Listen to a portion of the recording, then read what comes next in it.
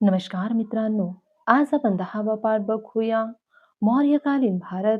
मागच्या व्हिडिओमध्ये या संपूर्ण पाठाचा अभ्यास आपण केला. आता आपण या पाठावरील प्रश्न बघूया. पहिली रिकामी जागा बघूया.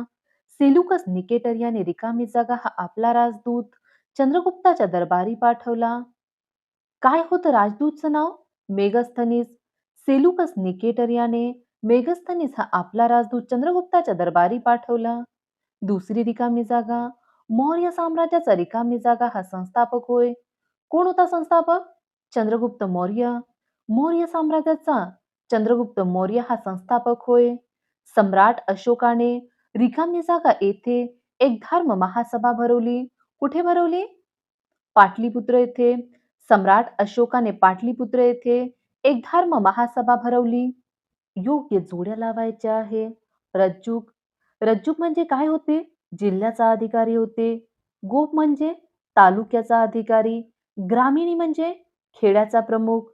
राजाला सल्ला देणारा कोण आहे? मंत्री परिषद असते राजाला सल्ला देण्यासाठी. पहिला प्रश्न बघूया. अशोकाने कोणती पदवी धारण केली? अशोकाने देवानां प्रिय, प्रियदर्शी राजा अशी पदवी धारण केली. श्रेणी म्हणजे काय? आपण बघितलं होतं.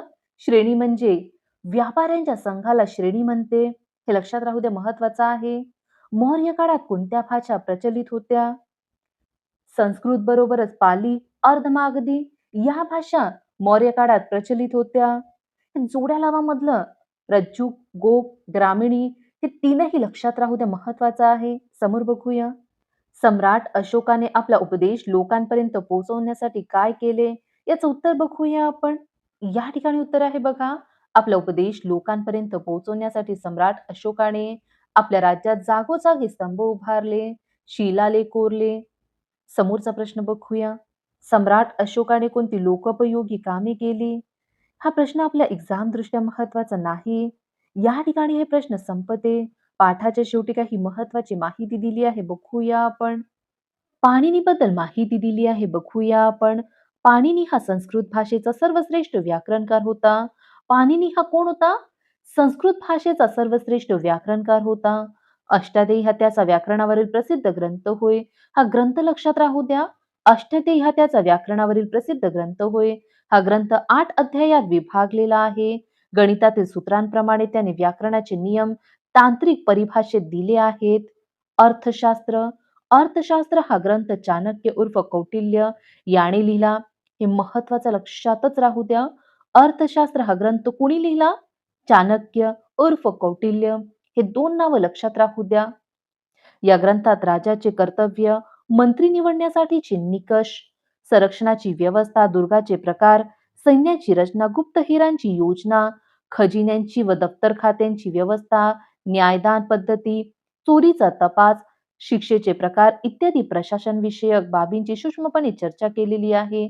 बघा, अर्थशास्त्र या ग्रंथात कशाची चर्चा केलेली आहे? प्रशासन विषयक बाबींची सूक्ष्मपणे चर्चा केलेली आहे. ही एक माहिती लक्षात राहू द्या. त्रिपिटक ग्रंथ बौद्ध धर्मग्रंथांपैकी पाली भाषेत असलेले ग्रंथ 3 पेट्यात किंवा विभागात संग्रहित केलेले ग्रंथ म्हणून त्यांना त्रिपिटक हे नाव पडले. ते 3 विभाग असे. पहिला विभाग विनय पिटक, यात 5 ग्रंथ असून त्यात बौद्ध संघाच्या व्यवस्थेचे नियम दिलेले आहेत. दुसरा विभाग सुत्त पिटक, यातही 5 ग्रंथ असून गौतम बुद्धांचा सामान्य उपदेश संग्रहित केला आहे. तिसरा विभाग अभिधम्म पिटक, हे एकूण 7 ग्रंथ असून बौद्ध तत्वज्ञानाचे वैज्ञानिक पद्धतीने केलेले विवेचन त्यात आहे. एवढा आपल्याला एक्झाम मध्ये विचारणार नाही म्हणून पाठ करू नका. समोर बघूया. थेरी गाथा. थेरी म्हणजे अनुभवी व ज्ञानी स्त्री. थेरी गाथा या बौद्ध धर्मीय ग्रंथात 73 विद्वान स्त्रियांनी रचलेल्या 522 गाथांचा संग्रह केलेला आहे. पाली भाषेतील या गाथा काव्य रूपात असून त्यात उत्कृष्ट भावनांचा परिपोष आढळतो. या ठिकाणी हा पाठ संपतो. या ठिकाणी आपण थांबूया. आजची माहिती तुम्हाला आवडली असेल तर व्हिडिओला लाईक करा, शेअर करा आणि कमेंट करून नक्की सांगा. Thank you.